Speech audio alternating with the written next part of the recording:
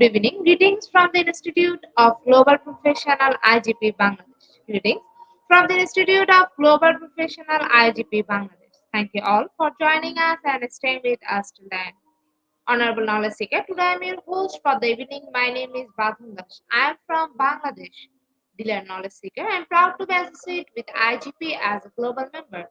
IGP is a social and ISO certified international training institute. In 3 years, we already served 3 million plus knowledge seekers from 100 plus countries. IGP is internationally recognized and globally accredited. We are connected to more than 250 professions and 4,500 plus organizations. Institute of Global Professional IGP is the training faculty for skill development which was founded in 2020 and is generating competent candidates to meet demand in the global labor market by providing professional qualification. The Institute of Global Professional is an education institute that provides social work globally recognized and reputable, serves students and community resource providing holistic social work and education. We believe that it's not effective to increase one skill just by acquiring formal education. So we provide effective training and consultation to generate professional generation all over the world. We distribute our services locally, nationally, and internationally to students, job seekers, job holder, and also for the learner from distance learning platform. We are an occupational and dependable institute. IGP is one of the famous online institutes from all over the world. Our vision is education is not a business product, it's a part of our human rights. Based on our vision, we are trying to reach all corners of the world for free webinars, seminar courses, award, quiz competition, mentoring, and counseling, etc. On the other side, we are also trying to serve more than 100 premium services for free, like create own portfolio website, resume builder, cover letter, motivation letter, and World Knowledge platform for gathering general knowledge which can update all day. Kids learning game, website, free course, converse sites, and many, many more. We help empower you to learn to meet their expectation and dream and become highly skilled people. We implement several training programs, webinar and offline online courses for youth and learner by professional trainer, speaker, and coaches. Our sessions are conducted by globally renowned professionals to develop all kinds of youth and to promote the education of their abilities and personalities. To ensure excellent and in-depth instruction, we arrange with qualified trainer, speaker, and instructor. We extended free services to more than 3 million knowledge seekers in last 3 years. We have affiliation with universities and organizations in 70 different countries. Virtual mock signing with many colleges and organizations have been accomplished. We are working to create a legendary generation of future scholars and citizens who will be accountable. We are constantly prepared to assist all knowledge seekers with valuable service. Spreading knowledge is crucial for the Institute of Global Professionals. We believe that knowledge is love and light and vision. So we try to understand the needs of today's generation and will serve them with good research and practice methods. We must have a genuine concern for the learner we represent. More diversity, growth, and innovation are required to lead a session with professionalism, passion, and integrity. IGP members are committed to offering effective best quality service and continuous improvement so that individuals who seek information can improve their skill level and value. Before we move to the next, let me remind don't forget to share, tag, and mention your friend in the comment box. Your support is very valuable for us. Thank you. Before we move to the next, let me remind don't forget to share, tag, and mention your friend in the comment box. Your support is very valuable for us. Thank you. Moving to the next, with your continuous support, we already completed 1322 webinars successfully. Wow. Moving to the next, with your continuous support, we already completed 1322 webinars successfully. Wow. At present, we are going to start our 1323 program, which name is Childhood Trauma Affects Adulthood. And today our speaker ma'am name is Dr. Daphne Suarez. She is from UAE. Before I hand over this dish to our speaker ma'am, I want to share a very little bit about her. Founder and CEO of Cressel Moms Business and Leadership Coaching, Business Leadership NPL, and Timeline Therapy Coach, ranked 7 among the top business coach by the New York Journal and top 10 female coaches by Yahoo Finance Genius World Records, award winning international best selling authors. Now, very important moment for me to invite our speaker to IGP with her presentation.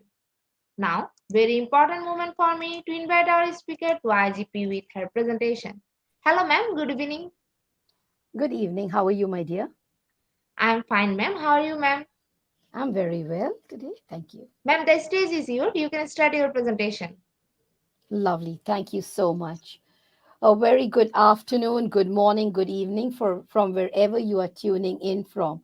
I'm really excited to join you on this platform for this very amazing topic, which is really going to help you to be different, to transform your mindset and whatever you do, whether you're a student, you are working in a job, or an entrepreneur, whatever place you are in, you're in a good place. Make sure that in today's session, you are undisturbed as much as possible because there will be a real deep dive. I will be using certain terms, certain words, which I like you to pay very close attention. I've tried my best to give explanations and meanings to everything so that I can get you, to grasp the maximum knowledge that you really need. So make sure you have a notebook and a pen. Take lots of notes where you need to, and make sure to make a little note of any questions you need to ask me at the end because there will be a Q&A session. But I humbly request my audience not to repeat questions that have already been, covered during the session in my presentation. If you pay close attention, you will get full clarity, and if we could move smoothly to our next level and I could help you better. So let's dive in. Let's start with my presentation on childhood trauma affects adulthood and how important your past is for your present. But before I do that, as right now I've just come on screen, you've just seen me. I like people to put a face to my name and know who I am. So I share a little bit more so that you know me better. Ma'am has already given a good introduction, but I'd like to add that one is that I'm a wife, a mother of two awesome young adults. I have been in a 9 to 5 job, so I know how work was. I became a stay home mom. I helped in the community, became a counselor, an NLP master practitioner. And as she has already shared a lot of awards and recognitions, which I will also share a few.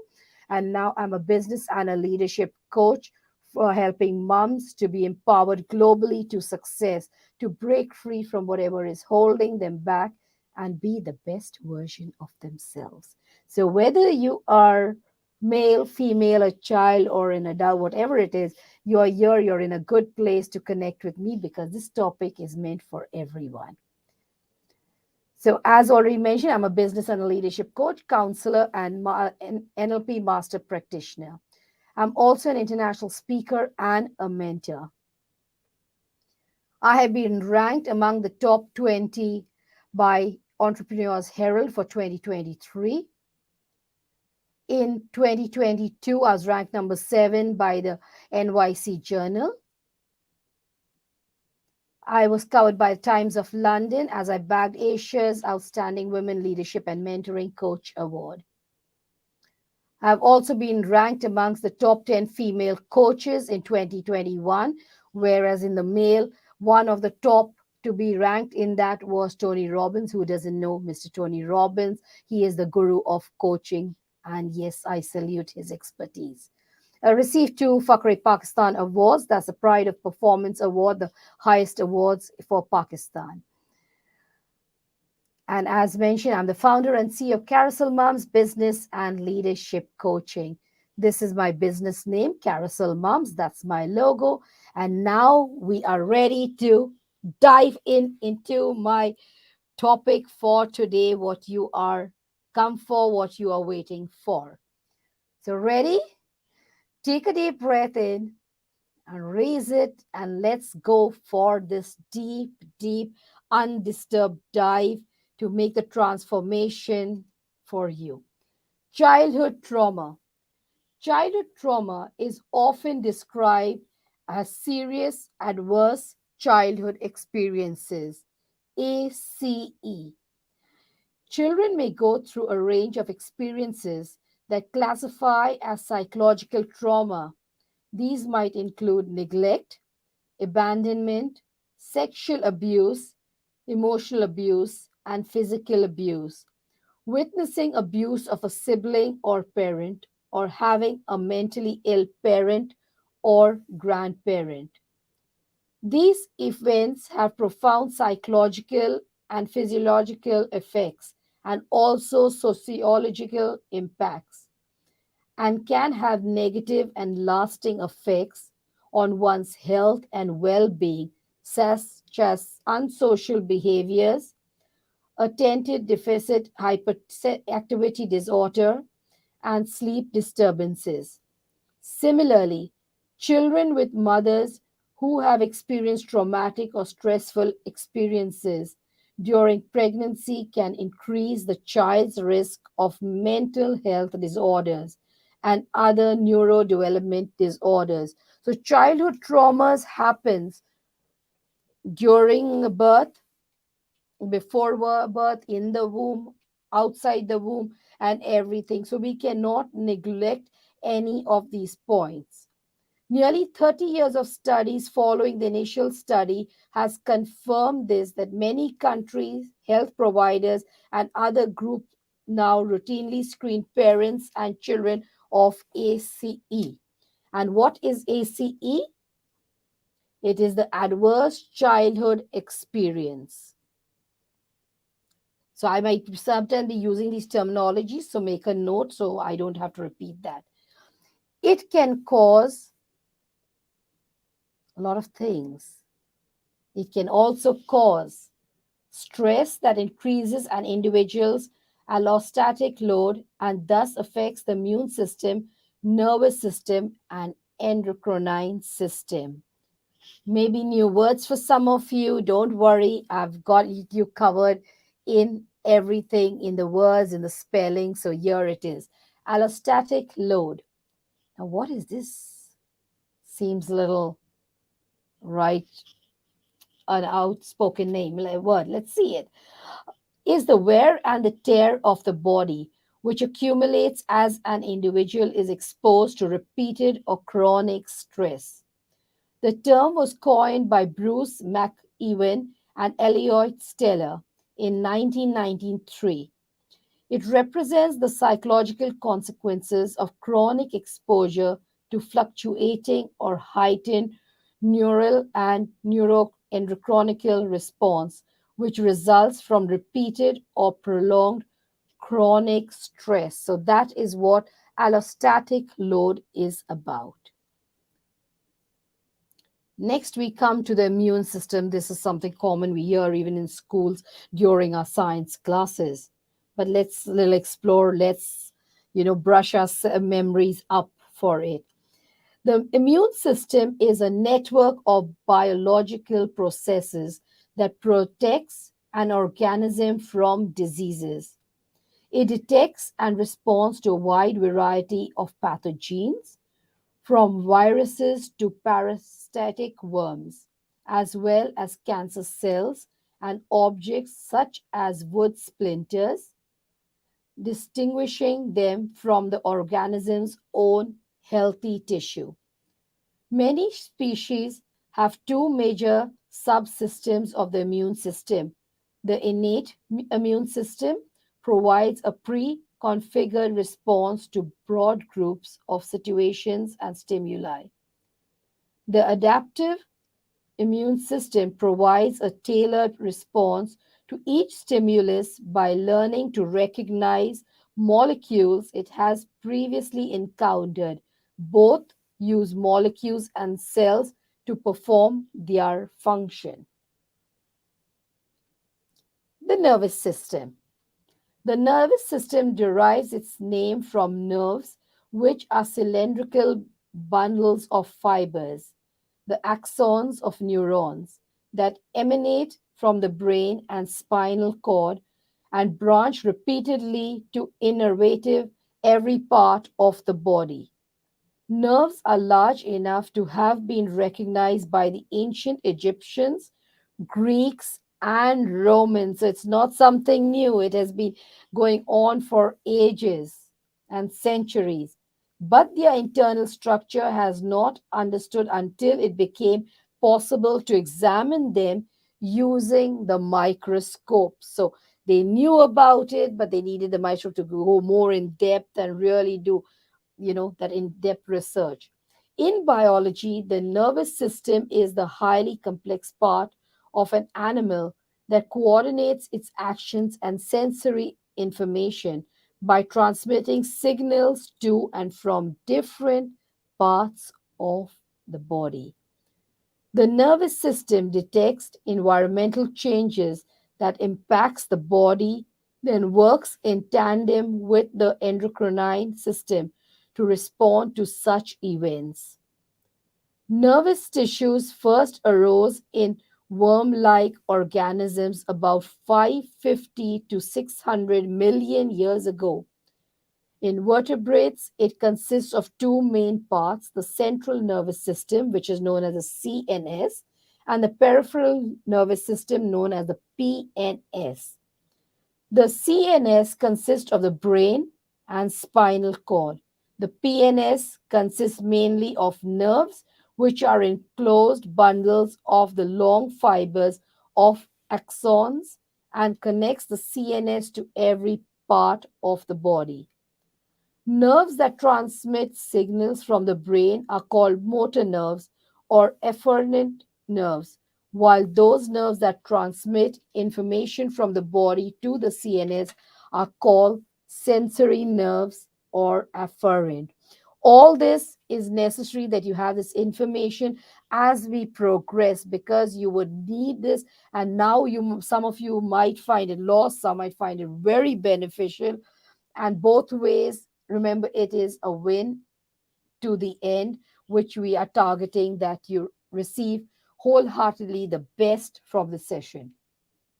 Spinal nerves are mixed nerves that serve both functions. The PNS is divided into three separate subsystems: the somatic, autonomic, and the enteric nervous systems. Let's move on. The endocrine systems. The endocrine system is a messenger system comprising feedback loops of the hormones released by internal glands of an organism directly into the circulatory system, regulating distant target organs. In humans, the major endocrine glands are the thyroid gland, the parathyroid gland, the pituitary gland, pineal gland, the testes for males, ovaries for females, and the adrenal glands. Increased risk.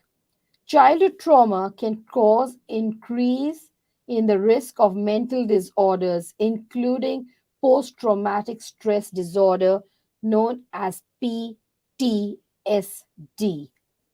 That is post traumatic stress disorder. Attachment issues, depression, and substance abuse can be included. Sensitive and critical stages of child development can result in altered neurological functioning, adaptive to give me a break, 1 second. Sorry for that. I went moved on to the wrong slide.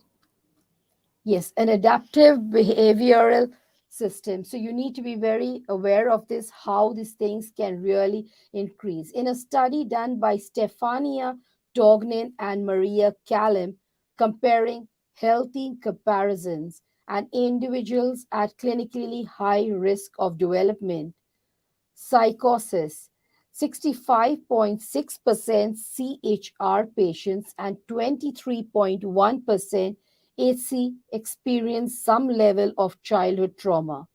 The conclusion of the study shows that there is a correlation between the effects of childhood trauma and their being at high risk of psychosis.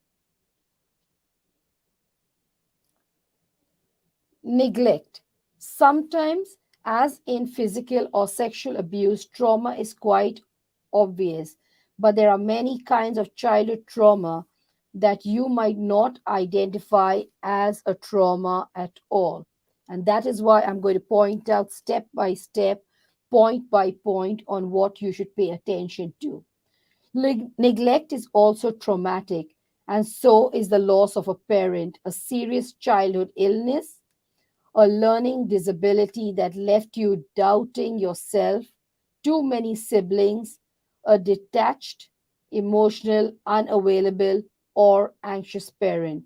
Even your parents' own trauma should not be neglected, because obviously, as the topic is that childhood trauma affects adulthood, so your parents' childhood thing could affect the way they are parenting or your teachers are dealing with you, and that is affecting your childhood, and it's going on and going on and going on.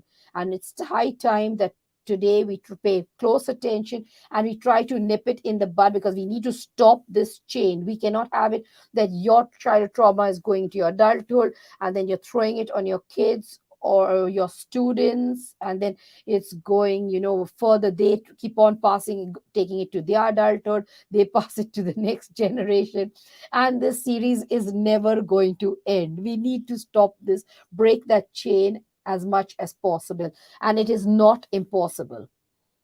Maybe you experience a combination of these: neglect, loss of parents, serious childhood illness, or learning disability, or you had too many illnesses, or from your parents, whatever it may be. Childhood neglect means that your emotional or physical needs were not attended to. This may be because your parents or elders were overwhelmed or preoccupied. We cannot directly say that, blame them and say this is the thing, but this is how our studies do feel that it could be a lot of things. As you know, now both parents are working, so they are preoccupied with work, or they are overwhelmed new parents, and a lot of things come into it. Or because of mental illness of one or both, making them expect you to be the parent, take care of other kids, or do many more household chores than any child should. This I've seen in many third world countries happening, where there are so many kids they have, and then in families, and then the older one is told to look after the younger one, so the older one does not get the benefits, the joys of enjoying their own childhood because they become parents at very young age. They're parenting their siblings, and this is, really they lost childhood, which can also affect a lot of things. Whatever was the cause, your needs for nurturing and care went unseen, were pushed aside, or were gently resented. A child should never be exploited because of a parent's or an adult's needs. I repeat, a child should never be exploited because of an adult's need or the parent's needs. So, if something is coming to your mind also as I'm speaking, please go to it, whether it's you as a parent or back to your childhood. We are doing a deep soul search into you. A child's emotional and physical needs should come first. If yours did not, you experience neglect. Now, do you see where neglect plays a role? It's because, yeah, sometimes people just feel it's not important. Bullying. This is not only from the families. Things come also from the community, from the school you go, from the friends you play with, the tuitions you go for. As you know, the thing is, it takes a village to raise a child. So, in that village, there are your grocery stores, it's your family, it's your relatives, it's your friends, school, teachers. There's a lot of things, right? That comes into it. So think broader out of the box. Bullying is an unprovoked action with the intention of harming, either physically or psychologically, someone who is considered to have less power, either physically or socially. Bullying is a form of harassment that is often repeated and habitual and can happen in person or online. Please hear this again. It can happen in person or online. Especially now, that we've gone online, and our childhood would be when we did not have the internet or we were not online and stuff like this. So you might only go to, physical bullying in your school or in the playground or anything. But it can happen in lots of ways. Even on social media, it happens a lot. Okay, so you have to, where people say things and you're offended and stuff happens like that. So don't neglect the off and the online aspect living in the times. Bullying in childhood may inflict harm or distress and educational harm that can affect the later stage of adolescence. Bullying involvement as victim, bully victim, or witness can threaten the well being of children.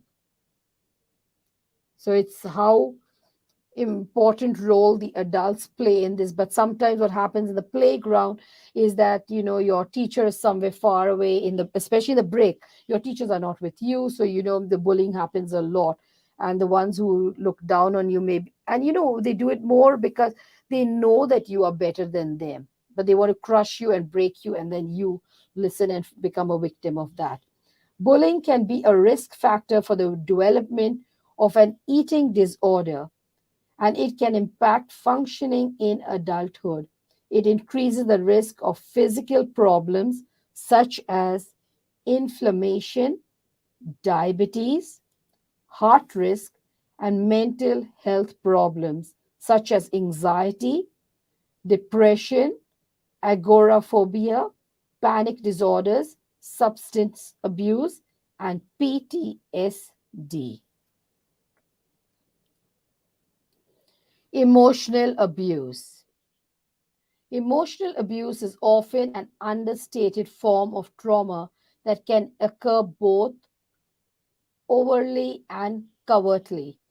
Emotional abuse revolves around a pattern of emotional manipulation, abusive words, isolation, humiliation, and more that tends to have internalized effect on an individual's self-esteem, ideals, values, and reality.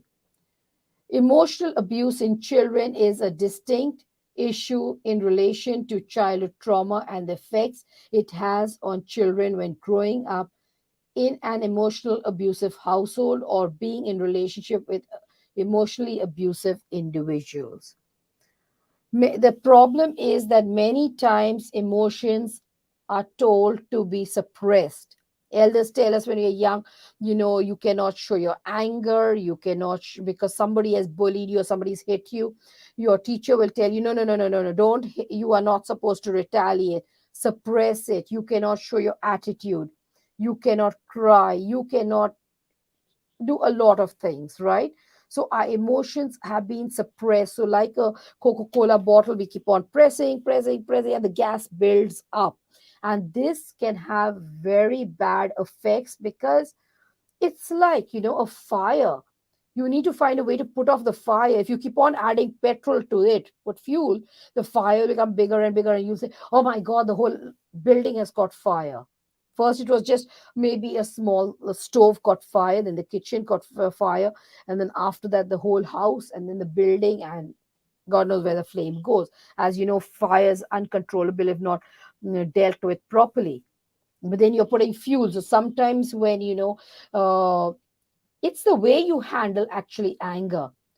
Nobody's asking you to start throwing things like a crazy person and banging or harming yourself or banging your own head on the wall. No, there's a way how to, but you need to be attended to that anger because we are humans, right? Right now, if you suddenly punch me, obviously I'm going to immediately, or I punch you, you're sitting there quietly listening to my the session, and somebody punches you for no reason. You say, "What was that? Why did you do that?" So you could either retaliate with slapping back or something. There could be so many things, and all these can happen with a build up. And when we don't attend to these things immediately, what happens, or within a span of time, it goes like, like dust setting on a table.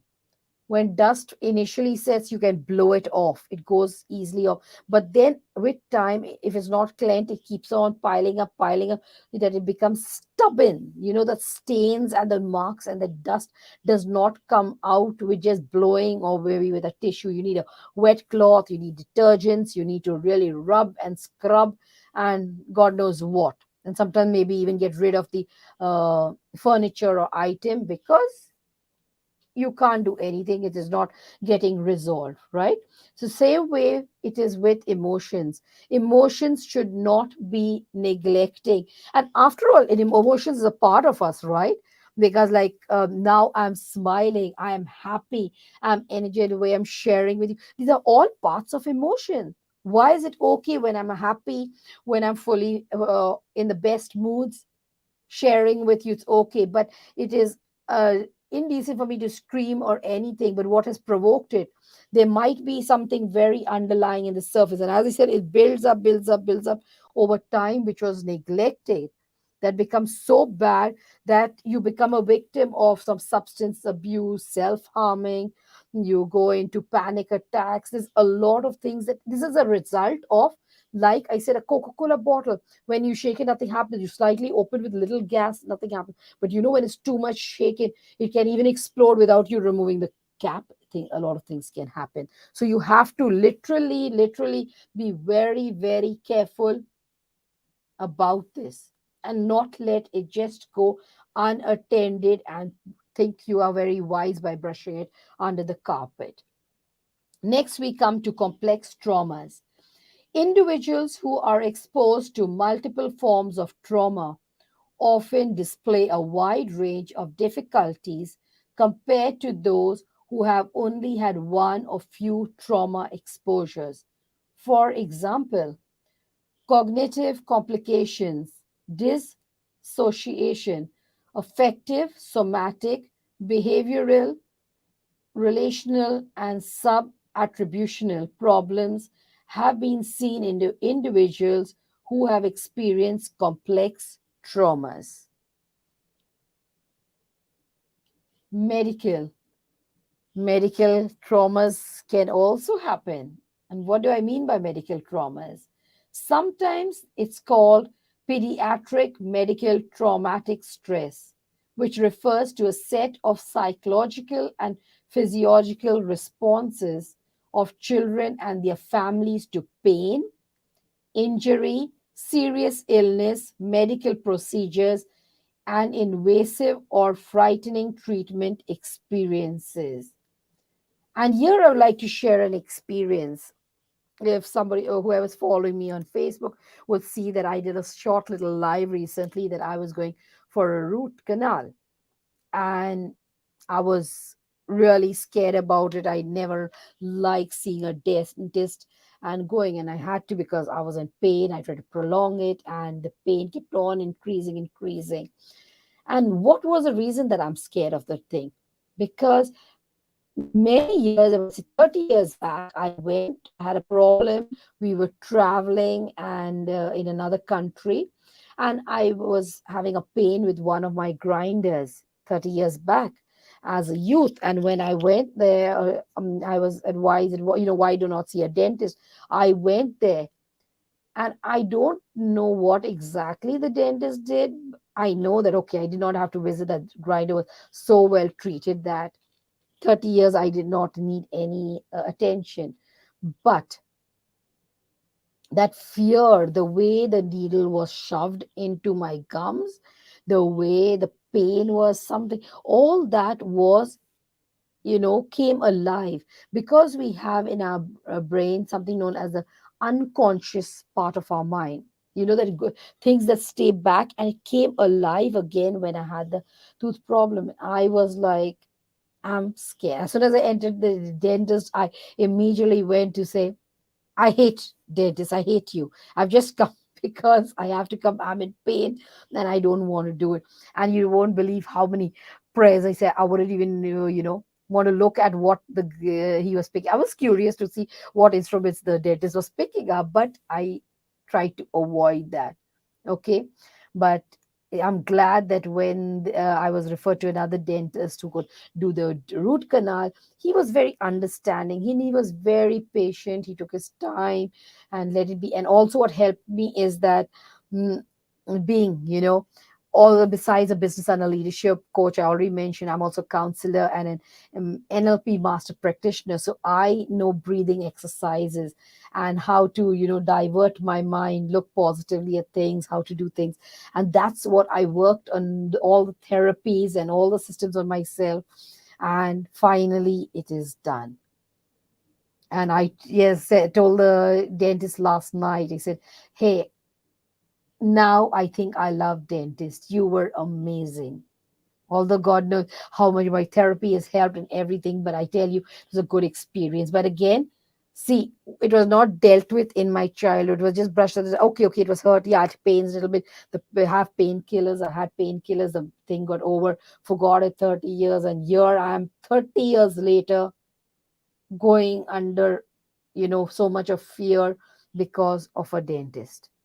Okay, so just share that so that you can more easily relate. So medical trauma may occur as a response to a single or multiple medical events. In children, they are still developing cognitive skills. As you know, a child's mind is developing, so you do not know what they are seeing and how things are setting in their mind. Because of this, they process information differently.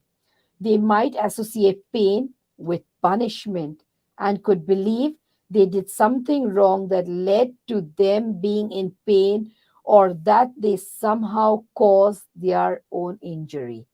See how they misinterpret things in a lot of ways, because and why do they go associate with punishment? Because many of us have come from a generation which they feel that raising your hand, striking the child is the correct method. There was a time when even I felt that way. Okay, the same. But thanks to all my studies, I really tell you, is that, leave alone that I'm running my own business, it has helped me a lot, psychologically, physically, emotionally, in a lot of things. I can really say I'm not the person I was, say, even 10 years back. I keep growing. Like What I was yesterday, I'm not there today. I am growing. I'm not going in reverse, but I'm progressing. Okay, so I'm using. So that is like mentioned about Tony Robbins, the guru of coaching. He says that as long as you make one progress each day, that's good enough. Don't wait to make such a high, big jump. You should not be the same you were yesterday. So, today, what difference have you made? You have come for this class, right? You're learning new things. So, this is also something different, that your brain has expanded, your learnings have expanded. So, it will definitely help you. And yeah, I'm not that I've not gone through a lot as a child, the way I process things. Maybe people meant something else and I understood it something else, or watching a movie or anything. But as I have progressed, I wish to help you to also make the transition. Physical abuse.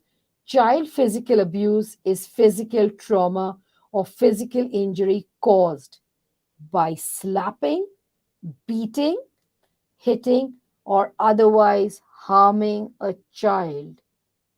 Please, my friends, if you are doing this, you need to stop it. Please stop raising your hand on a child. It is wrong to raise your hand on a child, because what are you imparting to the child? Your one side, if two kids get into a fight, somebody punched your child, you will tell your child, no, no, no, no, just come away. You're a good boy, you're a good girl, you must not retaliate, it is not good. Yet when the child does something bad, you are striking the child at home. So what is the child is totally confused in the interpretations. Mommy or daddy or teacher slaps me when I don't do my homework. So why should I forgive this other person who is literally hitting me? Do you understand?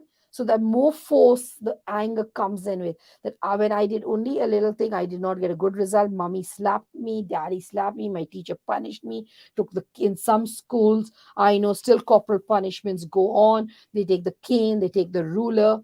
We adults think we are too, catch whiskers, and we are showing our authority and our power by taking the cane or the belt, even the belt. Some dads think that by pulling out the belt and hitting the child is going to shut up.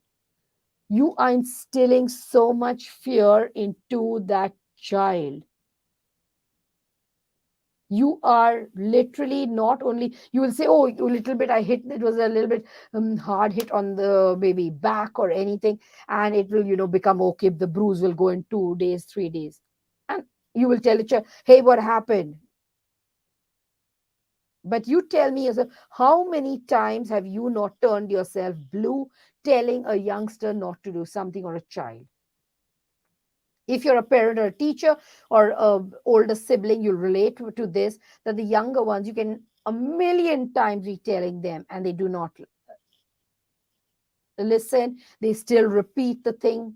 And you are like, oh my God, what the hell is wrong with you?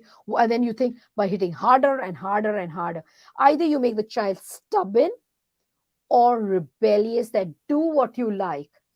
You're going to hit me, you're going to abuse me. I will not listen. I will do what I like. And many times I hear the dad saying this: do as I say, don't do as I do. My friends' children are watching you and they're seeing that, okay, if dad or mom wants things done, they will strike me. So if I want something done, I will strike. That is why in siblings, you'll find many times the thing of slightly pinching while passing, or poking a pin or a pencil quietly when mom and dad are not looking, and say, and walk away. And the younger one will start crying, and you will start yelling like, what's the up suddenly, why did you cry? And the younger one will say, oh, my older sibling pinched me or did this. And the older one will say, hey, I was not even in the room, he's lying. So you see all these things. So you need to literally educate your child on how to deal with these things, how to speak it out, how to be patient. By just telling them to shut up is not the answer to it all. This abuse is considered non accidental. Injuries can range from mild bruising to broken bones, skull fractures, and even death. Short term consequences of physical abuse of children include fractures, cognitive or intellectual disabilities, social skills deficit, PTSD, or psychiatric disorders, heightened aggressions, and externalizing behaviors, anxiety, risk taking behavior, and suicidal behavior. Long term consequences include difficulty trusting others, low self esteem, anxiety, physical problems, anger, internalization of aggression, depression, interpersonal difficulties, and substance use. So, my friends, where are we left? What are you doing? Why are you abusing those kids that you brought into this world? Remember, a child did not choose to be your child. You, as an adult, chose to bring the child into the world. It was a life of choice that you chose. You fell in love with your partner. You wanted the child and everything. Why are you abusing that little innocent thing?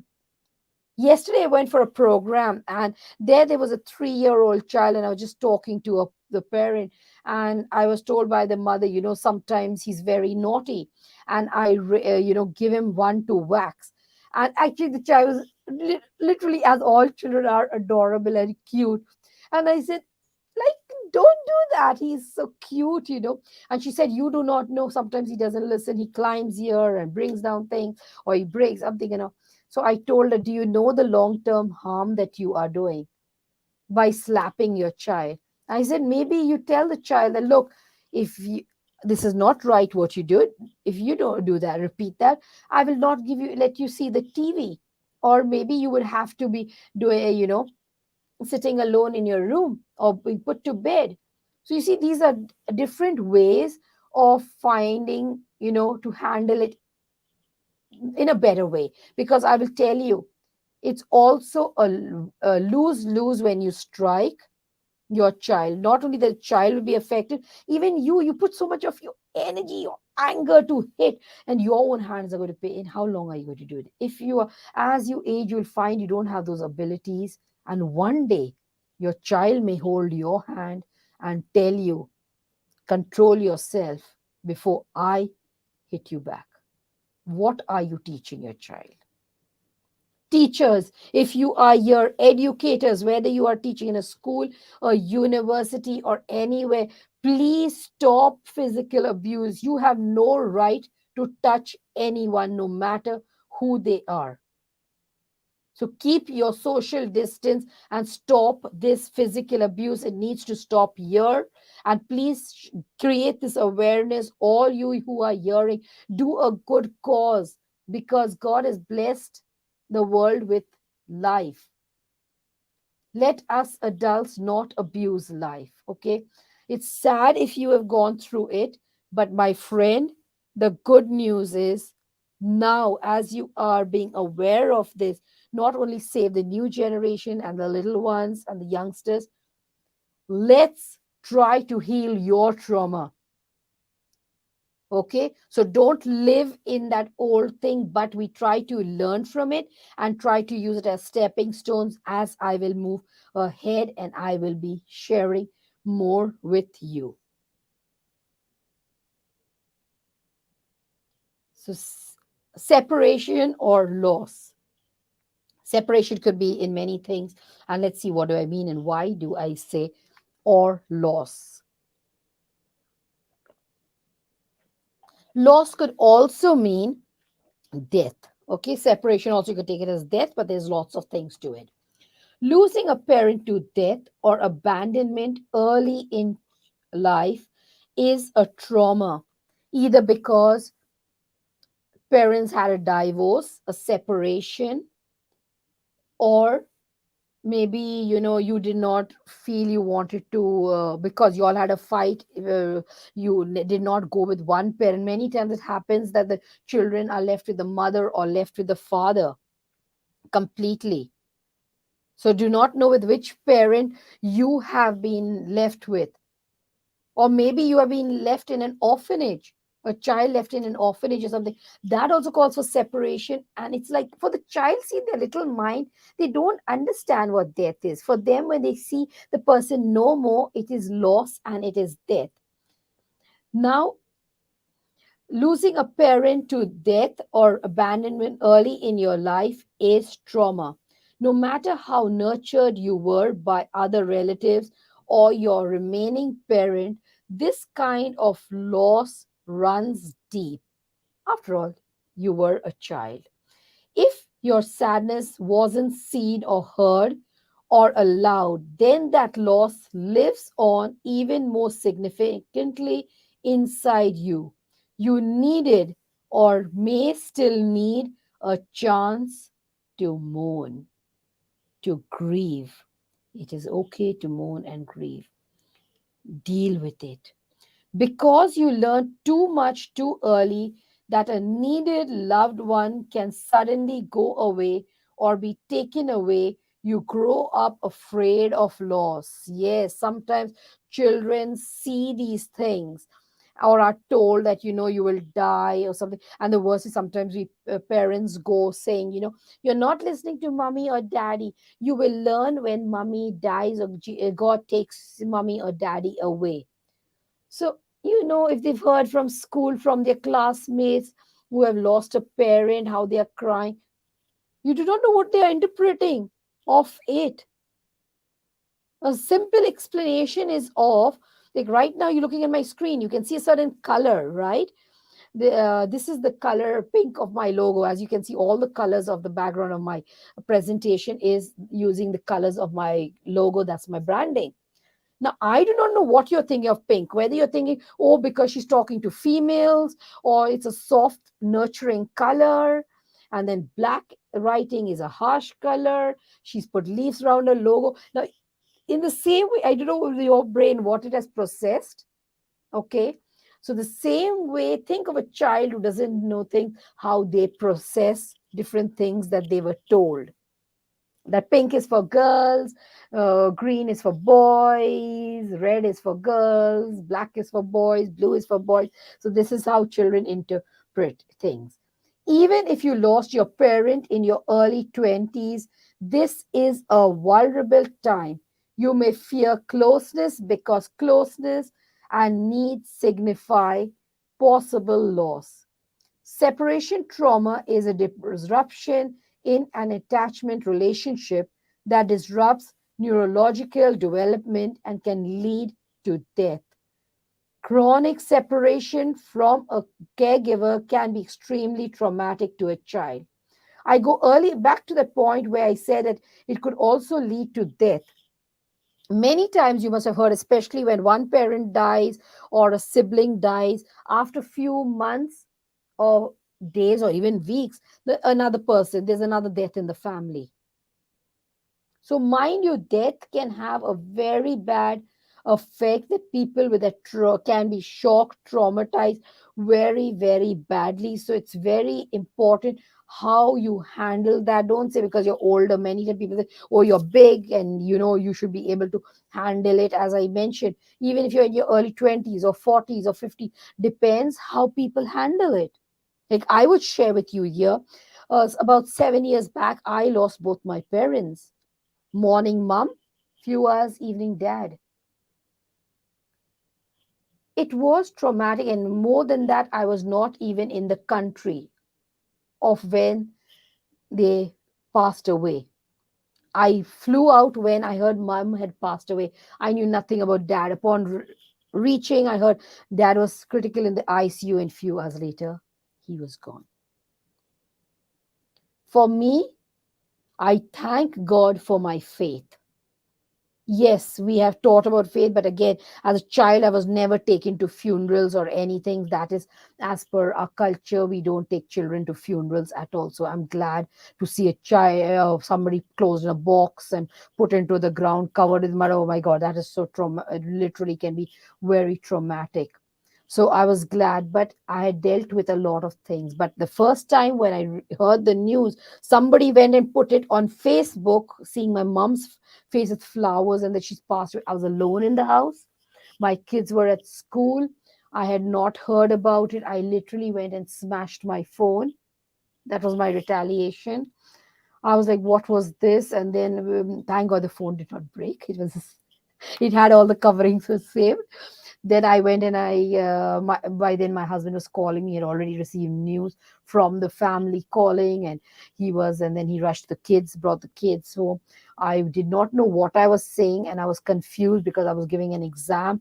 And I was like, I heard mom's gone. I do not know. Can someone please tell me what's happened? What's happened? Everybody's telling me come, but no one's telling me what's actually happened. Until I got close people to go. We did not have relatives in my home country who would go there.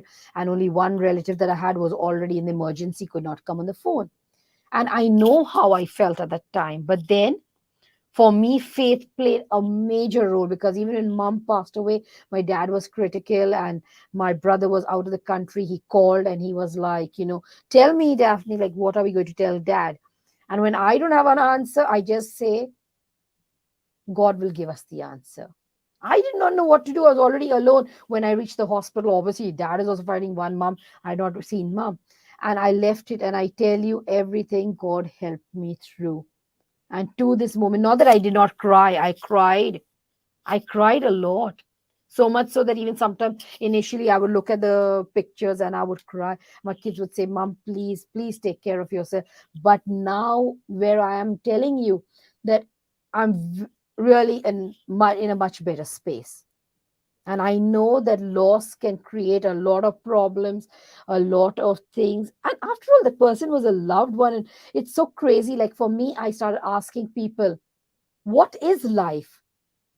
The person is like a candle shining brightly, the flame big right on top of the table, and suddenly like a candle fallen down, no flame, nothing. The person is rolled off the desk and gone forever.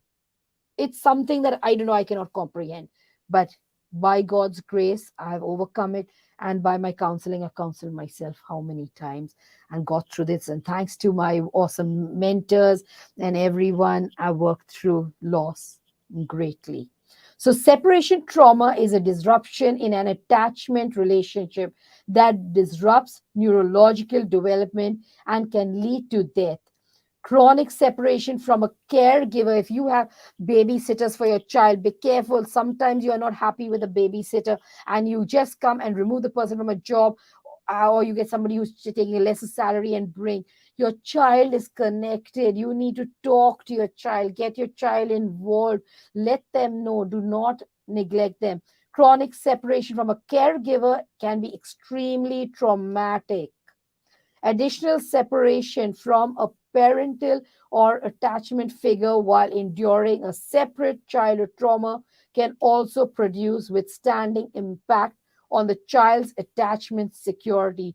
This may later be associated with development of post traumatic adult symptomology. And I know how my kids were attached to both my parents tremendously because every school vacation, whether it was summer or Christmas vacations or anything, we would immediately fly out on the last day schools would close, fly out and come back just one day before schools open. My parents love my kids greatly, and I know that for them, what happened to grandma and grandpa? Suddenly, where did it go? Could not explain, really. I can't tell you, my friends, how much faith plays a major role. And of course, family and friends. Separation can also cause traumatic grief in distinguished from traditional grieving process in that the child is unable to cope with daily life or even remember a loved one outside of the circumstances of their death. This can often be the cause when the death is the result of a sudden illness or an act of violence. Like I said, my parents had a sudden death, no sickness, nothing, and it was, well, yeah. It's easy that when we were young, we are all told that you come, you will one day go. We all have to die. Even you all know, right? You're going to die one day. I wish you a long life, but one day you have to go. You cannot stay forever on earth. But you see those things. Maybe even if you're told a million times, I tell you, when death hits, especially of your own loved one, it damn hits. Even if a million funerals you have attended, it does hit real bad and deep. And even separation, like even when you see, a couple, leave alone married couple, even talking about a girl and a boy who have fallen in love, when they are suddenly, they could go through, depends how they have interpreted it and what meaning they have given that situation. So it's very important to give that person time and space to breathe and think about it and go really, really into much detail. It really helps. Okay. So please do not give that person time. Like I earlier said, sometimes the child or the adult does not get the time to grieve. Okay. So you need to handle, many times people say, don't cry. Nothing has happened. Because I remember a child when I lost my father in law.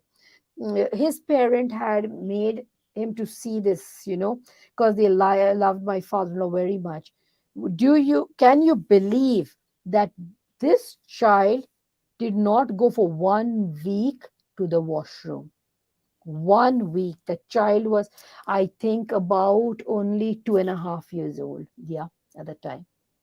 He did not, because he loved this uncle very much. And the parents forced, saying, you must look at the face for the last time, no matter what happens. For 1 week, the child did not go to toilet. We cannot pass our day without using the washroom. So, my friends, please have mercy on yourself and on the other human being. Childhood traumas affect adulthood. Our main topic, which I've been really working through the roots of your childhood and now getting to this point of moving ahead.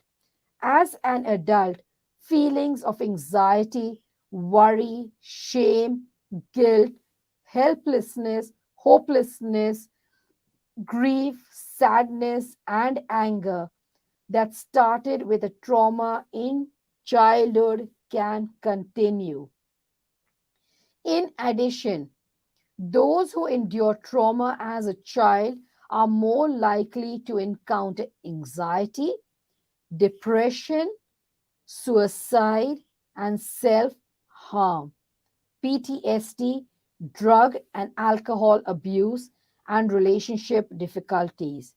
The effects of childhood trauma don't end with just emotional repercussions. Like I said, the child shows the anger or anything. Yes, I said you should be able, but you need to express your emotions in a healthy way. You need to educate the children. You need to educate yourself to how to handle it. Okay. Like when I know somebody's getting me irritated, first of all, I want to know, why am I getting triggered in that situation by what somebody is saying? I do a deep search, soul search within myself. What triggered? What could be there? Why was I getting angry by somebody saying something?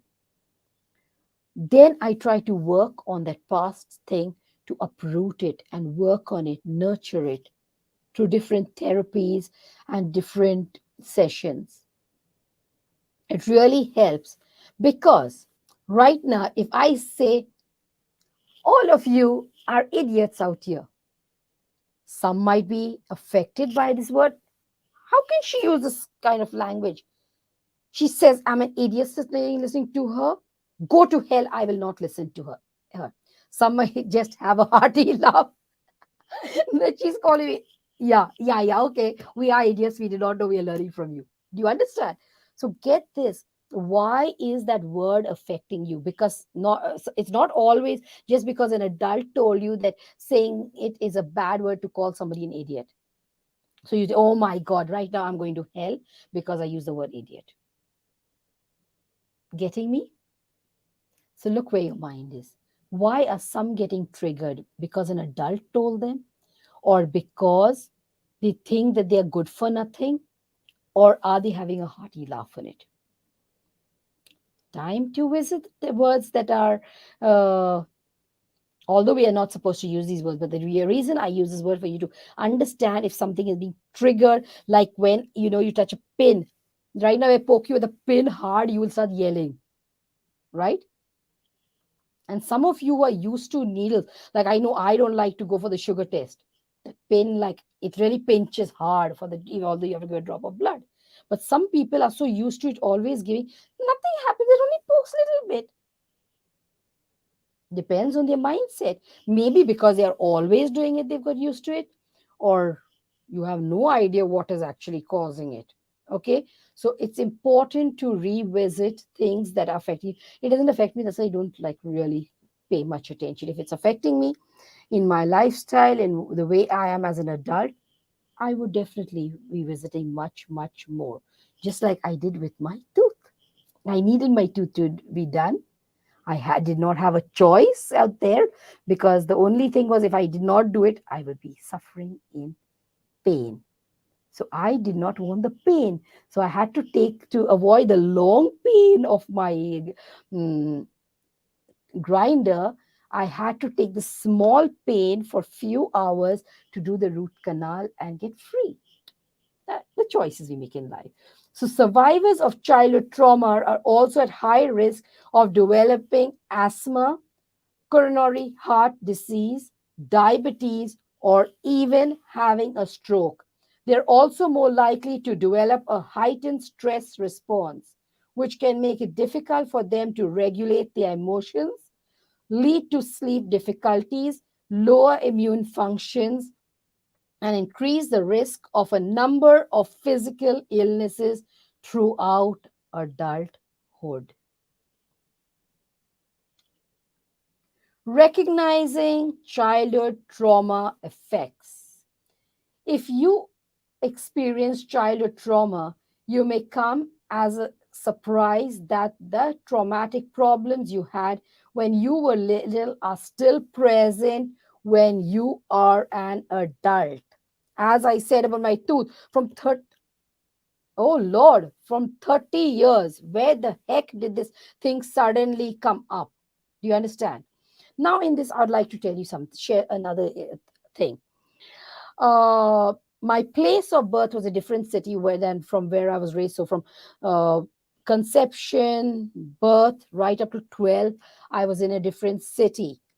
And in that place, we lived in a house. Okay. Sometimes I've been thinking about it lately. I don't know why. Okay. So, and that's why I just want to mention it to you. There on our roof, we used to have thieves coming. Okay. Thanks to our country, we allowed another country to come, and they used to be robbers always climbing on the, and it was scary because from our ventilator, sometimes you could see somebody running, or we would hear footsteps, and suddenly my dad would go out in the compound and say, who is there, get out from here, and immediately that person would be frightened and run away. Okay, by the grace of God, and I do not know what my parents, how they raised me up. We couldn't do it. That whole city, there was a problem out there, and I think that's one of the reasons that when my father got the opportunity of a transfer to another city, we left that city completely. But by the grace of God, and yes, thanks to my parents, whatever they did, I have no idea, cannot recall that much. I would say I'm not traumatized by this. This could have a very bad effect because I sometimes used to be even alone in the home,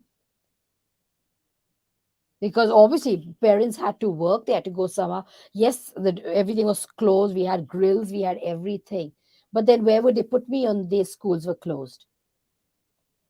Do you understand? I'm not, would never ever say my parents did not parent me well, because I know that, as so much so that when my mother could work in the front room in her office, make that her office, she did. She even had this where she was teaching, she did it close by. She did every single thing to take me wherever she could, not to leave me alone. But there were times, as you know, sometimes, like I said, funerals, we don't take children. So where would she put me? I had to be left in the house. So then what would we do? We did not have neighbors who were not working either.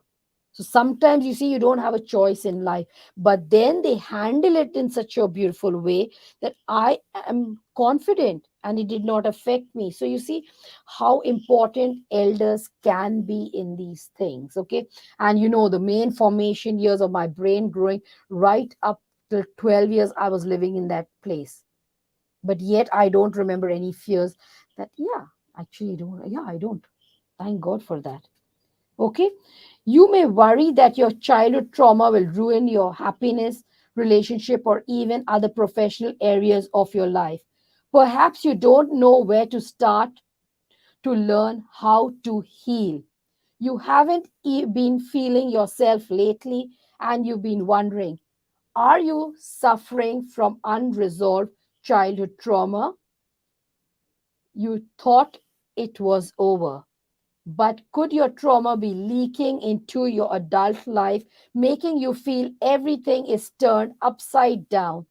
If that's so, why now? Just like I asked about my tooth, why now after 30 years? Because I had to go to see a dentist again. So, dentist, I connected it, right?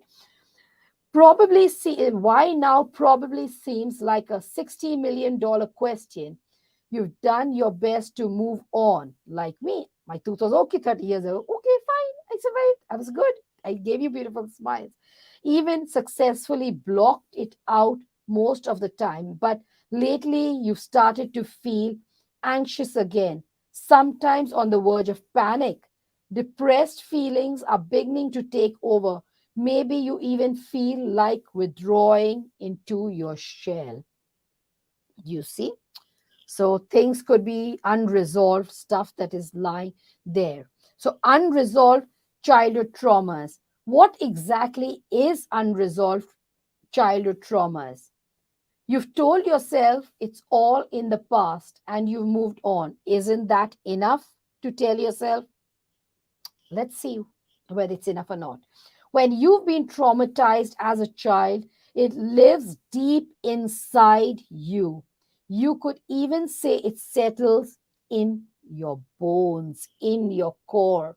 The memories, even if pushed away and not conscious, are attached into your symptoms, in your relationship struggles, and into your not good self esteem. Many traumatized children feel they've always been on their own and do the best they can to work things out for themselves. The problem here is there's only so much you can do by yourself. That's why the deepest effects of childhood trauma often go unresolved and brushed under the carpet. The past, forget it, it's gone. Live into the future. Something not to again be neglected. Although your trauma is technically in the past, traumatizing experiences in childhood can't be laid to rest until the ways they live on in your current experiences, symptoms, and relationships are deeply understood. Sigmund Freud said we have a compulsion to repeat, even if we try not to. Sigmund Freud is the father of psychology. Okay, so you can take this name down: Sigmund, Sigmund Freud, Freud, and read his sayings, get books about him. There's a lot to learn, and you can find a lot on the internet of his sayings before you decide to follow him and study him. That's why you might find yourself in relationships that remind you of those that traumatized you in the past. Many times you check your partners, you will find, or your classmates, your colleague, your friend, you're mostly more friending those people who remind you of those that traumatized you in the past. Repetition compulsion is the unconscious tendency of a person to repeat a traumatic event or its circumstances. They may take the form of symbolically or literally reenacting the event or putting oneself in situations where the event is likely to occur again. Repetition compulsion can also take the form of dreams in which memories and feelings of what happened are repeated, and in cases of psychosis, may even be hallucinated. As a key component in Freud's understanding of mental life, repetition compulsion describes the pattern whereby people endlessly repeat patterns of behaviors which were difficult or distressing in early life. There are many different forms your symptoms or behaviors might take. Again, these are very individual to you. The important thing is the past is never just the past. Until you've had help working out exactly how the roots of your past are alive in the present, your childhood trauma may remain unresolved. So check yourself. Are you having problem in your exams? Are you having problem in relationships to have a friend, a boyfriend, a girlfriend, in your marital issues, in your workplace, with your colleagues, with your clients, with your customers? Something to literally explore if it is affecting you badly. Okay, sometimes past experiences could be good. Like, I will give you some example of myself.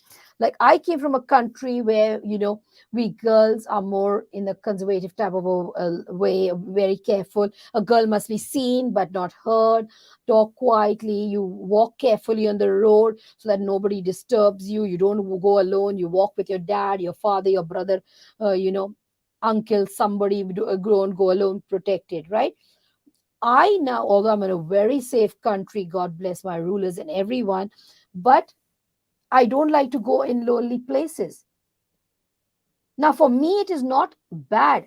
It's not an unresolved thing for me, because sometimes fear, there are two kinds of fear: bad fear and good fear. Fear is never bad always. For me, this fear is good, because by not going, God forbid, I slip and I fall in a lonely place. Who's going to even know I'm there? I might even pass off for days and then finally rest in peace. So, do you see that it can benefit me by having a little bit of the good fear of not going in lonely places?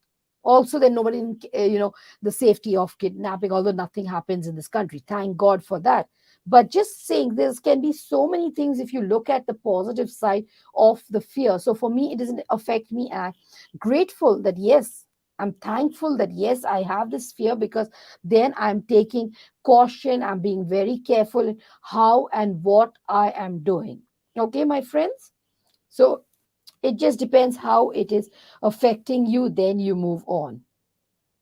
So we are soon approaching to the concluding things. As you can see how I'm getting you to the end point.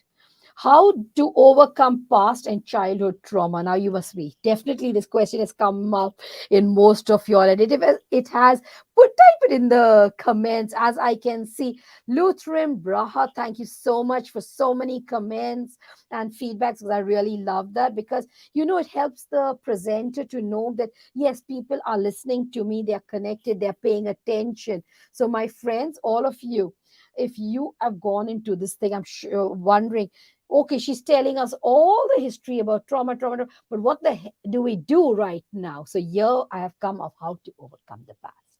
The effects of childhood trauma may seem like they can't be cured, but the good news is, with the right approach, you can overcome childhood trauma, and you can overcome, or you can learn to even cope with it. So, isn't that exciting news? If it's, give me a yes in the comments, my friends. Come on. I'm putting all my love, my energy, all my best emotions to give you the best, to be the best version of yourself. So come on, give me a yes and tell me while I sip a little bit of water to continue. So, yeah. Yes, yes, yes. Bring it in more. Bring it in more, my audience. Come on. I want to give you about you more, and there is some surprise coming, and I will only tell you about that surprise if you keep my energies high. As Lutheran Braha is continuously doing, bless you, my friend, bless you, and even Eva Waperi. So, yes, identify the trauma. And many of you, I've just taken a few names, I'm moving forward because as time is running out. The adult must acknowledge this. The adult, what I mean by the adult is you. Okay, if the child is small, don't wait till they become adults. So that time you are, if you have a minor, then you have to take thing to identify the trauma. And if you're already an adult, please do it for yourself. The adult must acknowledge this certain childhood experience. It's this first step of coming to terms with how the trauma has affected you and accepting that it is okay. This will help you give meaning to your current difficulties and make sense of your struggle. Why do you go late to? Why can you never reach work on time? Even with the alarm.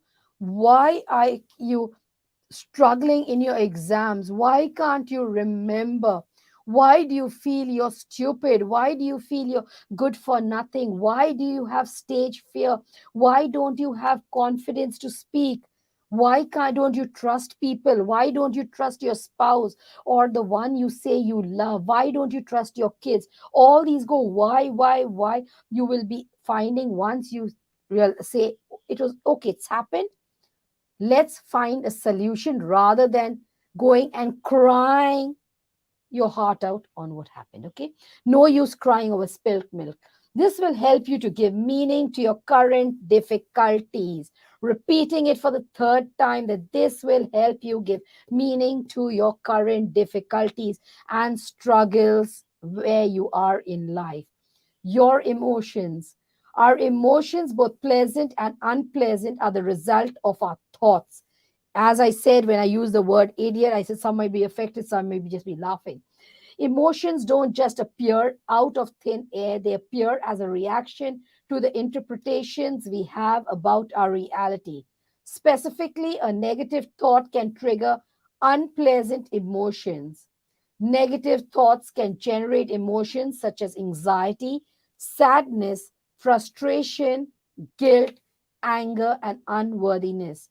For example, if your traumatic thought when you get a new assignment is, I always fail, I can't do it, you're likely to feel depressed or unworthy as a result. Everyone experiences negative emotions. We can't and shouldn't avoid them.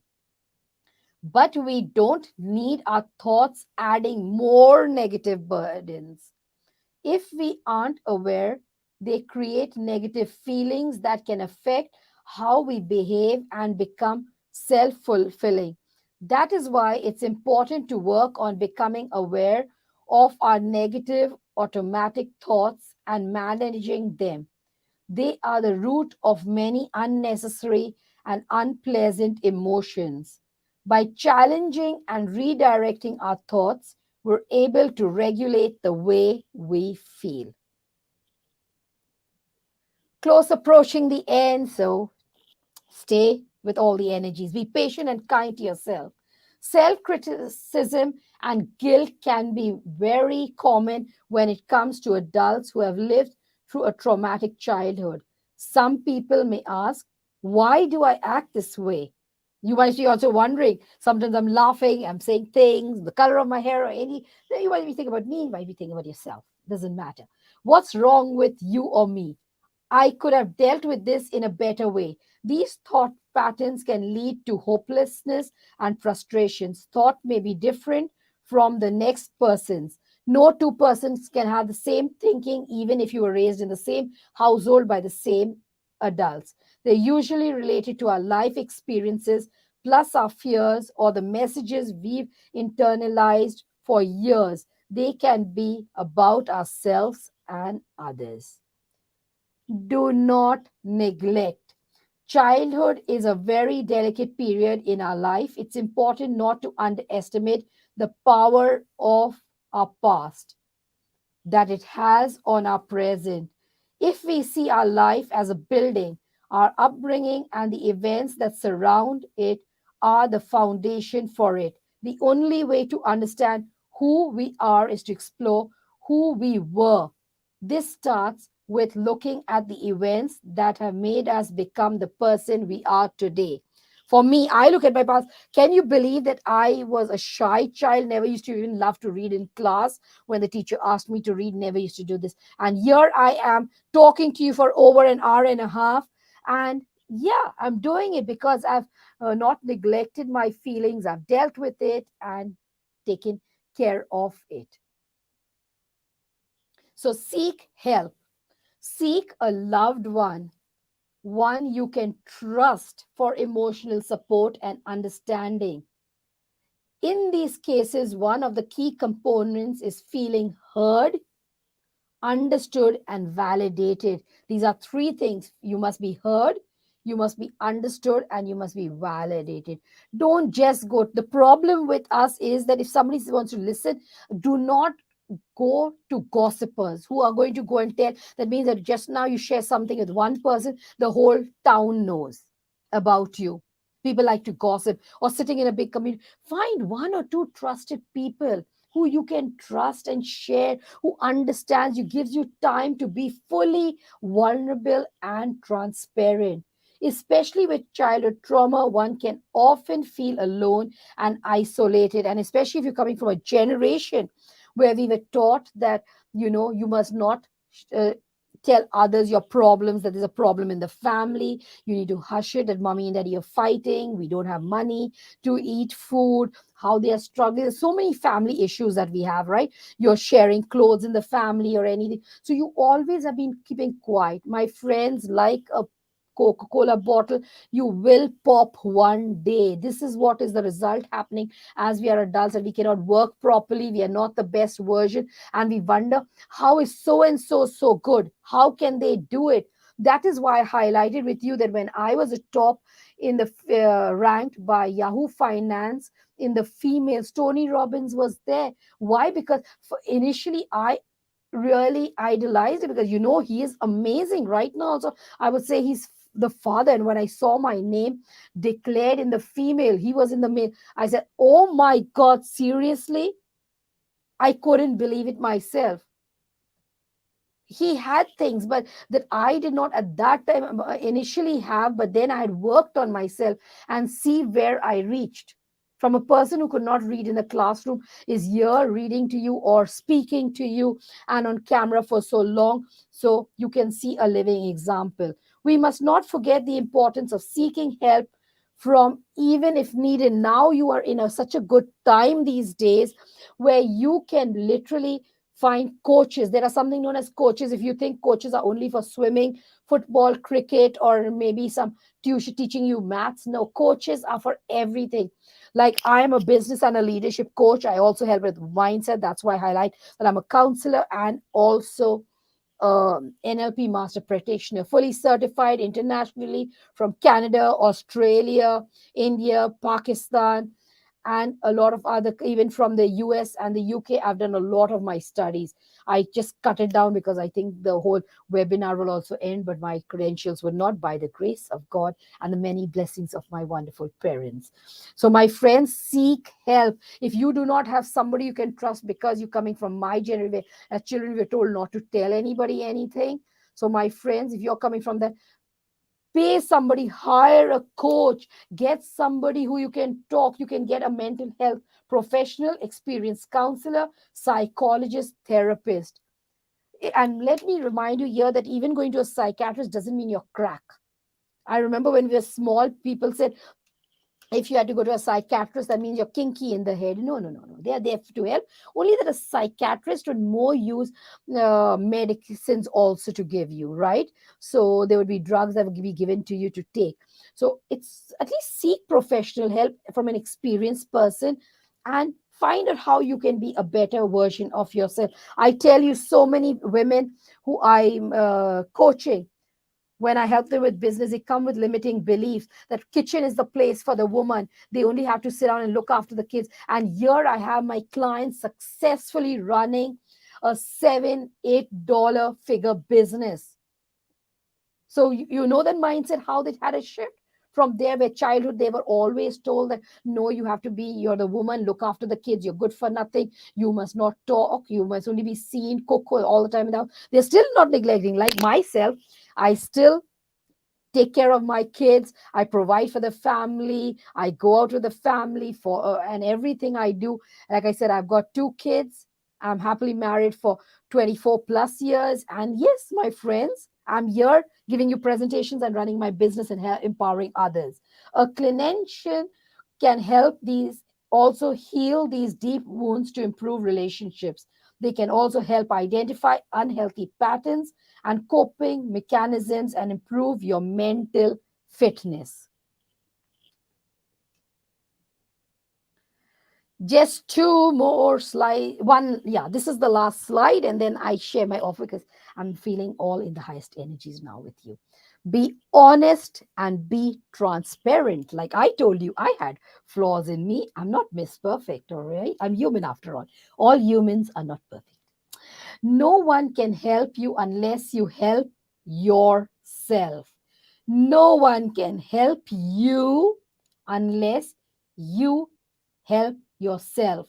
Stop looking down on yourself and being judgmental. You can change things. Nothing is impossible, my friends, because you are possible. If you believe and look at the positive side, shame and fear will only end in you not being transparent and receiving the help you truly need to be the best version of yourself. Yes, sometimes you might be shy to say you had such a parent you brought like this, or you had a marriage separation or a divorce or something. If you cannot talk to a good friend or somebody, then as I said, hire somebody, get a coach, get a psychologist, some person who could, a practitioner who could help you, and who signs that agreement that it's confidential with you.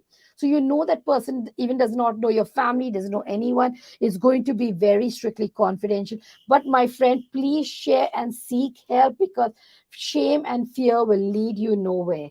Live a life of choice and on purpose. No one is less or more better than you.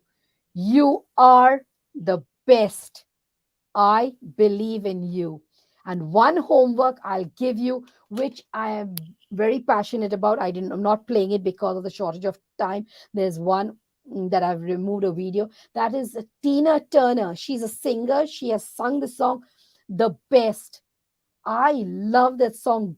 Go hear it, my friends, and say it. And if because of religious reasons you cannot hear these songs, yourself, believe you are the best. I'm not saying that you look down on your parents, your siblings, your colleagues, your classmates. No, my friends, when I say you are the best, it is only that you are accepting that God created the best. God does not create anything bad, okay, and the worst. He has created the best. If you are not at your best, it's because you have not surrendered to his holy will, to the what he has created in you. You are such a wonderful soul. I believe in you.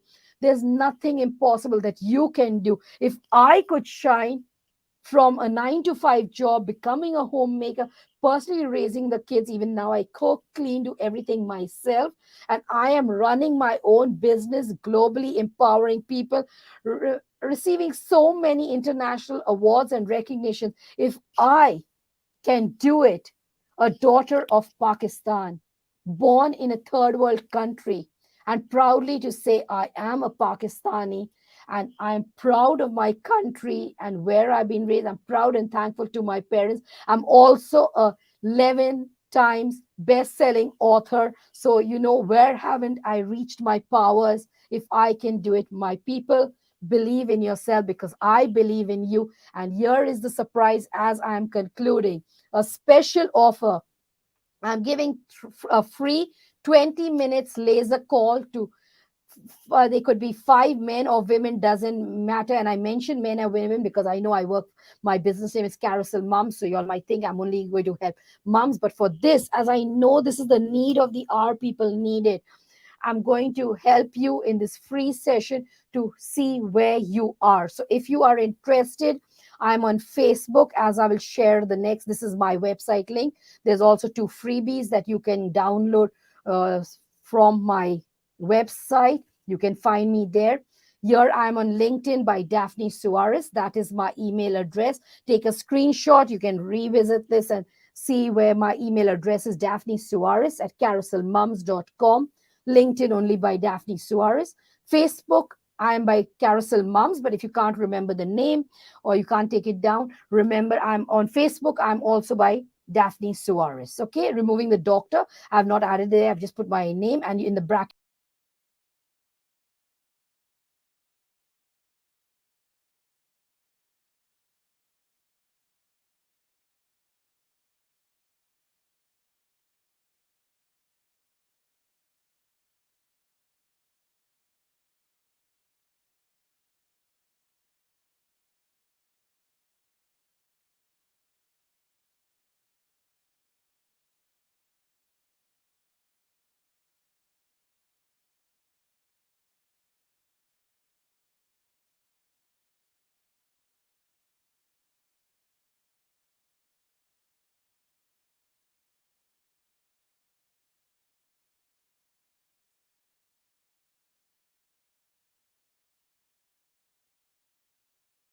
over to the host.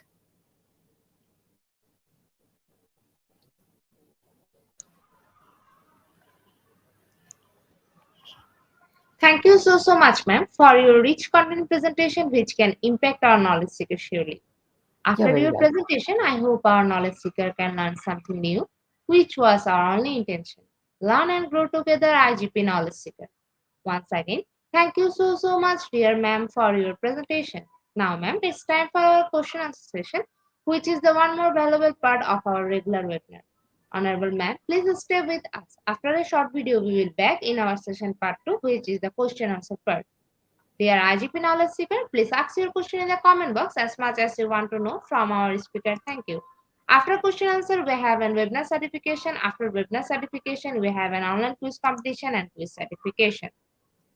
Dear IGP knowledge seeker, please ask your question in the comment box as much as you want to know from our speaker. Thank you. After question answer, we have a webinar certification. After webinar certification, we have an online quiz competition and quiz certification.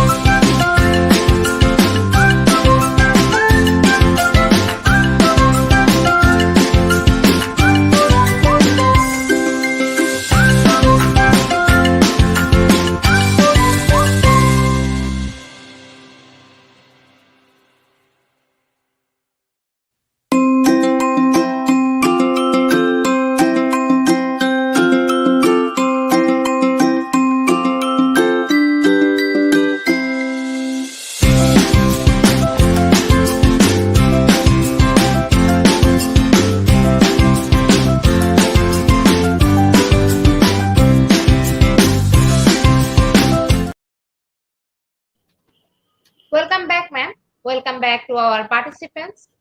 Ma'am, our first question is from Litri.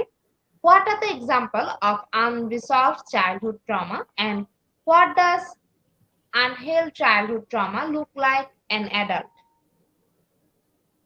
A very good question, but what I'm going to do, because as you know, the presentation has gone very long because it was a very in-depth thing. So I'll be, shortening the answers, especially in this thing I've covered because this childhood, unresolved childhood trauma is very big.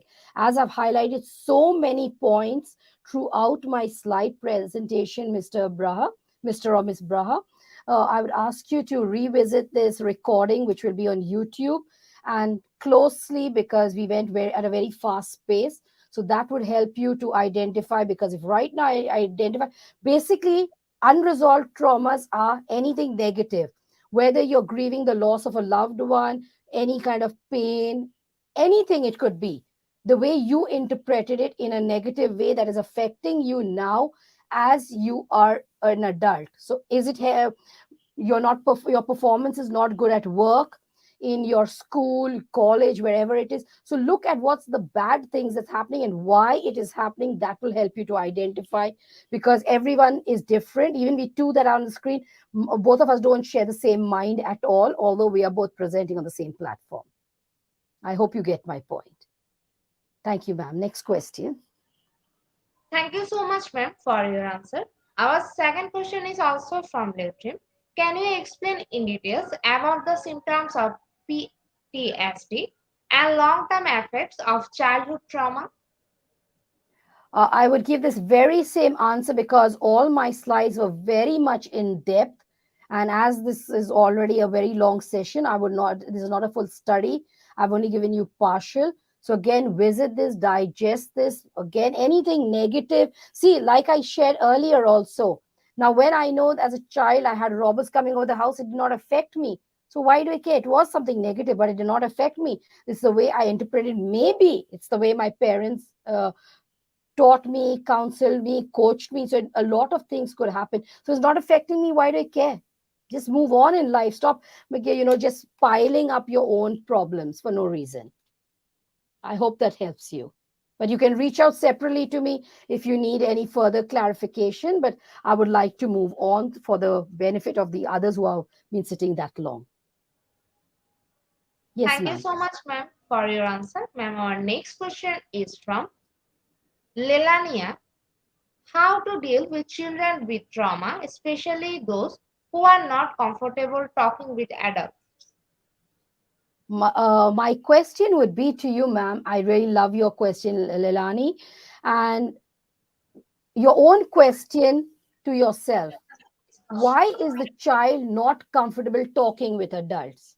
Why? Has the child been sexually abused, threatened, blackmailed? You need to check, because this gives me a lot of red signals. Whoever this person you are referring and you're asking, if it's somebody, I would say, please, this is a red sign from my side. Do not neglect it, my sister. Please seek help immediately, because that means there is something underlying. And God forbid, if this child is still being traumatized by this so-called adult, as I'm seeing from this question, I would say that you might regret it later. Without any time, if there's anyone, even the audience, leave alone that Lani's asked it, I have no idea why she's asked it, but anyone, if this point is hitting on your questions, please, this is a red light signal. Do not wait. Please seek help immediately. It is important. Otherwise, that child is clearly at risk. You might even end up losing the child. It's that dangerous. Please do not neglect it. Thank you, ma'am. I hope that has helped you. Next question, please.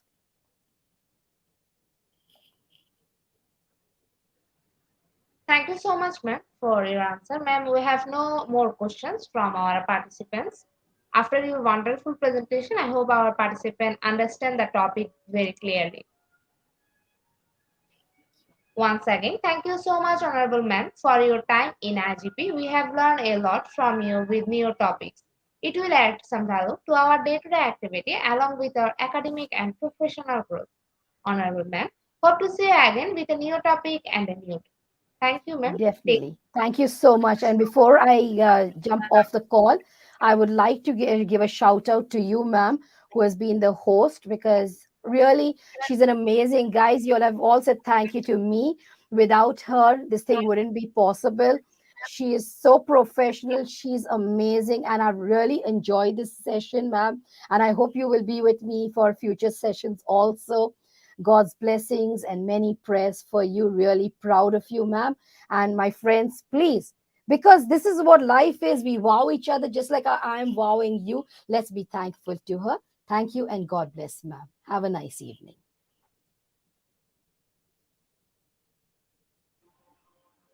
Thank you so much, ma'am. See you again, Yes, Honorable ma'am. surely. Before All we the move to best. the next webinar certification process, if you want to leave this studio, you can, ma'am. Great. Thank you so much. Take care. Best of luck, everyone. Thank you. And ma'am, by the way, the one that I announced, they can contact me via on Facebook. The ones who are interested in the offer, and I'm happy to give them the offer. Okay. Thank you. Bye bye. Okay, ma'am. Thank you so much.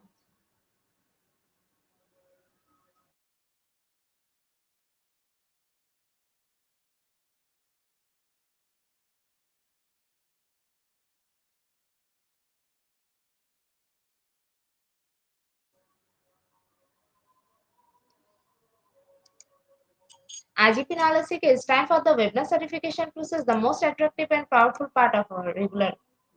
After webinar certification, we have quiz competition, and after quiz competition, we have an quiz certification. IGP analysis is time for the webinar certification process, the most attractive and powerful part of our regular webinar. After webinar certification, we have an online quiz competition. After online quiz competition, we have an online quiz card certification.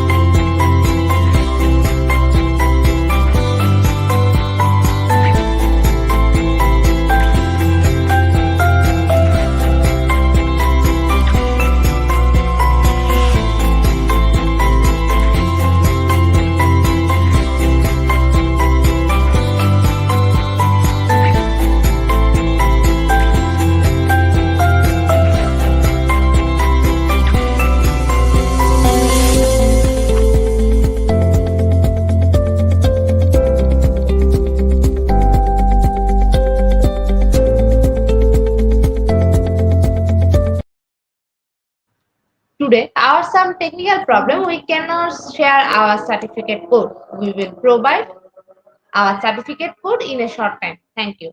Today, our some technical problem, we cannot share our certificate code. We will provide our certificate code in a short time. Thank you. Dear IGP knowledge seekers, time for the most engaging part of this regular webinar, which is an online quiz competition, which is our regular webinar activity. Now, time for the online quiz competition. To join the online quiz competition properly, please follow my instruction carefully. Now, time for the online quiz competition. To join the online quiz competition properly, please follow my instruction carefully.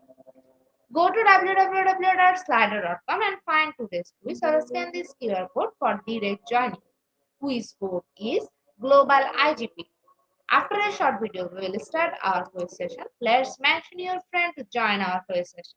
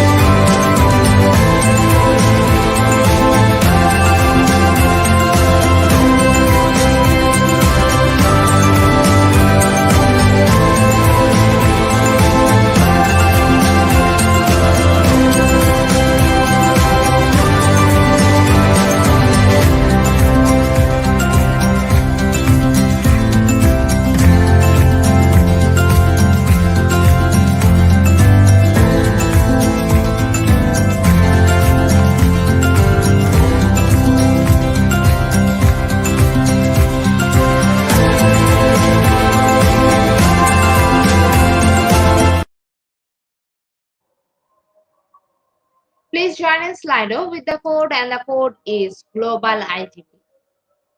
Please join in Slido with the code and the code is Global IGP. Please join in Slido with the code and the code is Global IGP. Please join in Slido with the code and the code is Global IGP. Please join in Slido with the code and the code is Global IGP.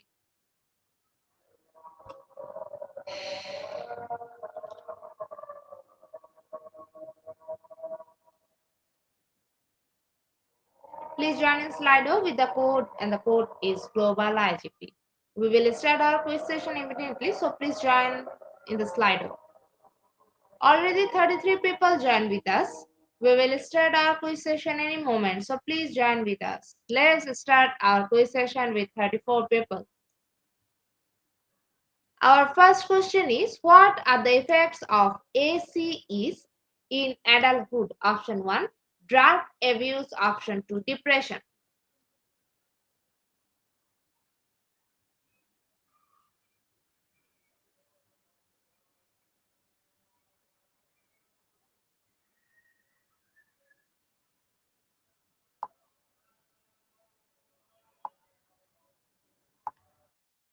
Option 2, depression is the right answer. 84% people are right here. In the leaderboard, Rima is holding the first position. Our second question is, adverse childhood experience are option 1, odd experience children go through. Option 2, both teenager and diamond. Option 2, both triangle and diamond.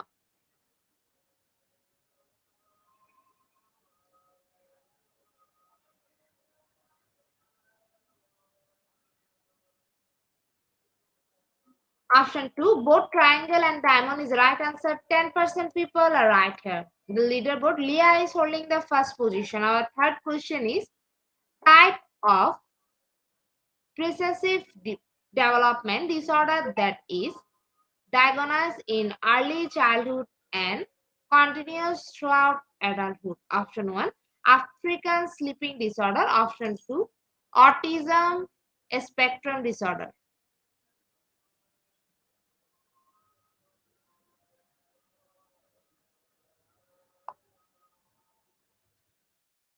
Option 2, autism spectrum disorder is right answer. 97% people are right here. The leaderboard, Leah is holding the first position. Our fourth question is, what is long-term trauma? Option 1, behavioral problem after an event affects someone. Option 2, type of damage pain that lasts from childhood to adulthood.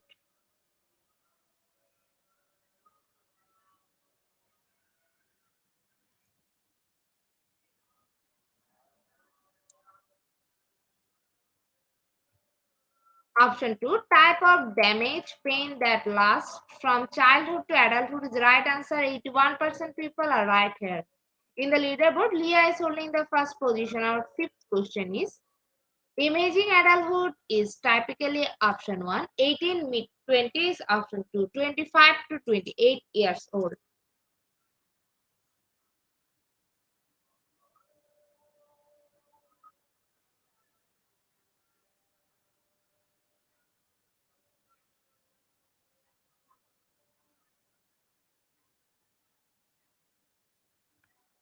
Option 1, 18 mid 20s, right answer. 68% people are right here. In the leaderboard, Jima is holding the first position. Our sixth question is, what is emerging adulthood? Option 1, when you begin to start your own family and are completely dependent. Option 2, period where we are turning into adult but sometimes really on your parents.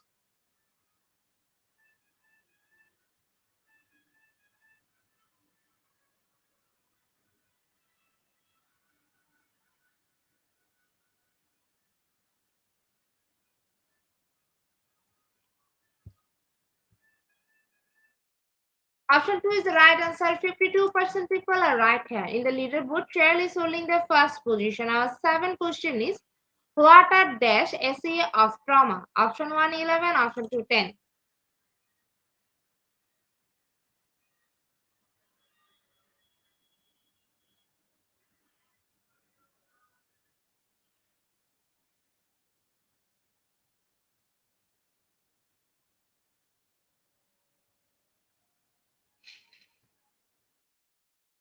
Option 2, 10 is the right answer. 50% people are right here. In the leaderboard, Cheryl is holding the first position. Our eighth question is, outcomes of effect that may occur as a result of a decision or an action. Option 1, consequence. Option 2, values.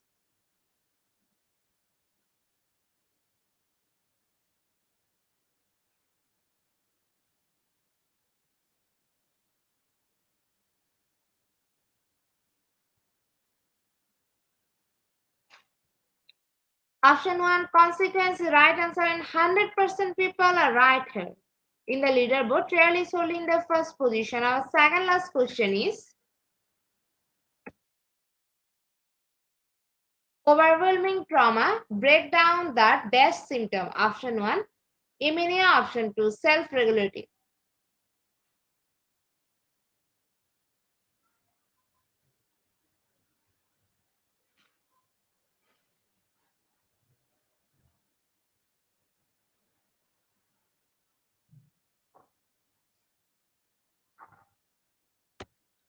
Option 2, self-regularity is right answer. 9% people are right here. In the leaderboard, Cheryl is holding the first position. Our last and final question of the evening session is, childhood is a very important period of growth. Option 1, false. Option 2, true.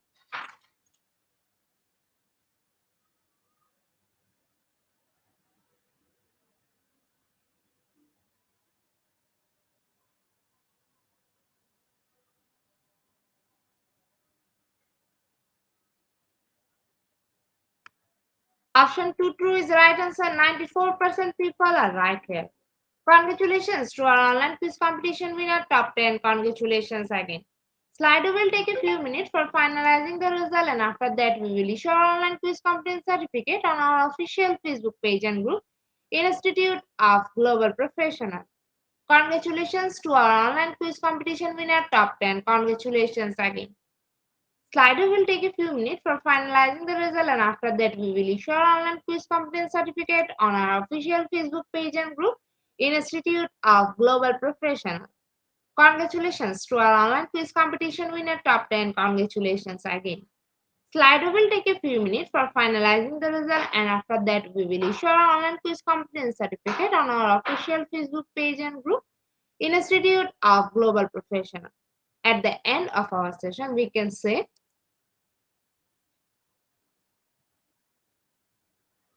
feed your skill, never stop learning, cause life never stop teaching us. Be happy and stay safe. See you again and again. We want your participation in every program. If you want to live a happy life, try to equal not a people or things. Albert Einstein. Before I say or hit the end like button, again wants to thank all IGP knowledge seekers for your active participation as always. See you again in the next session. Thank you.